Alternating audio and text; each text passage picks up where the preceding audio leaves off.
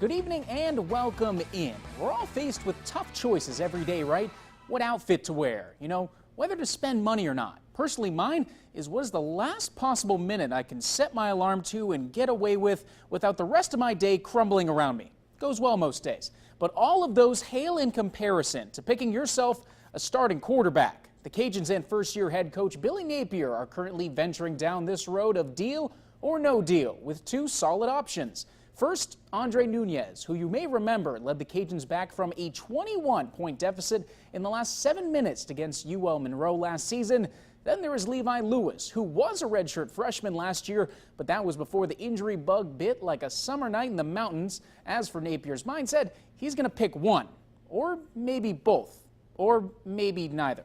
And obviously as we approach the first game, that's when it becomes critical. But all that being said, if we don't have a clear-cut guy at that point, it's not beyond us to play two guys. It's been done in the past at the places I've been.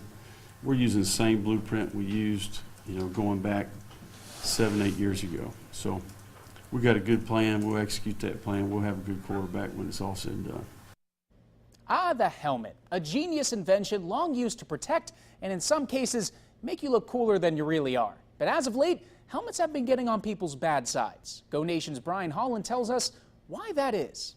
Well, you've probably heard this before, a new football season, a new NFL rule. No, we still don't know what a catch truly is, but give the league this. They are trying to make the game a little bit safer, along with, of course, that new helmet rule coming into effect. That was instituted in March, and now it goes into effect this fall. And on the sidelines there, refs trying to help the Houdat get it right at practice here this week.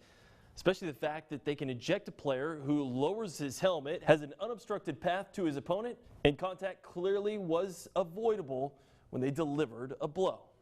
I don't think you're going to see 40 players kicked out during the course of the season. I think you're going to see 6 or 7, and you could point to those 6 or 7 plays a year ago. We identified these plays, we have to remove from the game, and we have to make it safer, and so it's really, avoiding that head down position. Remember, that rule is already in college football, but is new to the NFL. For your Go Nation report, I'm Brian Holland. There's many types of workers out there, the 9-to-5ers, the blue collars, and then there's a very special breed, the guys who have jobs, and once they get off, they sprint to the course and get 18 holes in. Now this weekend at the LGA Mid-Amateur Championship, we got to find out who was the best at their after-work hobby. 144 players from all over Louisiana gathered, and in day 2, one man stood above the rest. Todd McPherson from New Orleans, round 1 was but day 2, oh boy, he was shining brighter than a Dalford Jones off-shift t-shirt. The fierce man shoots 8 under today to snag a 3-shot lead heading into Sunday. Really just kind of hit it as good as I did yesterday. I wedged it really well and hit it close a lot, and then my putter was pretty good and made a lot of putts, and just played steady all day. Made one mistake on number 9, and that was it. Hannah Montana did say it best, nobody's perfect. If you joined us earlier, you may have heard me yelling a bunch of random nicknames for this man, 62-year-old Bill Land. Yes, it is the most fitting golfer name in history, and yes, there are more names. AKA the Fine Wine, AKA Old Navy, AKA the Granddaddy Daycare. He led after day 1, but the Mystic Man was not on it today. He shoots 3 over and is now tied for 5th.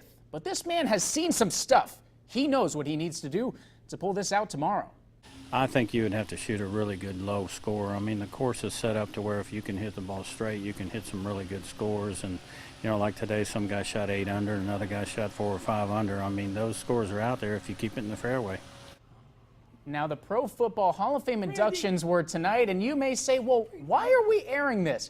Well, the one and only Randy Moss was inducted tonight, and on top of being an all-time great receiver, he just so happens to be, if not your favorite player of all time. Am I correct in saying that? You got it, boss man. Absolutely. So it's a big night for Randy, but maybe even a bigger night for Dalford Jones. I tell you what, I'm going to go pull out all my Randy Moss football cards and send Logan a picture on Twitter All later. 5 teams? No, just the Vikings. the first 3 are the only ones that matter. Vikings Randy was my guy. I liked him in New England, and I appreciated San Francisco picking him up. Yeah. Oakland. You know, he was a part of that great 2007 team that, you know, obviously my New England Patriots. Still, the day that has me losing sleep in was the toughest thing I went through in middle school, losing that Super Bowl, but still part of one of the great teams in NFL history. So you got to give it props where it's due. Tragic he doesn't have a Super Bowl. Props where it's due. You're right about that, sir. Trevor has a final look at weather when we return. Stay with us.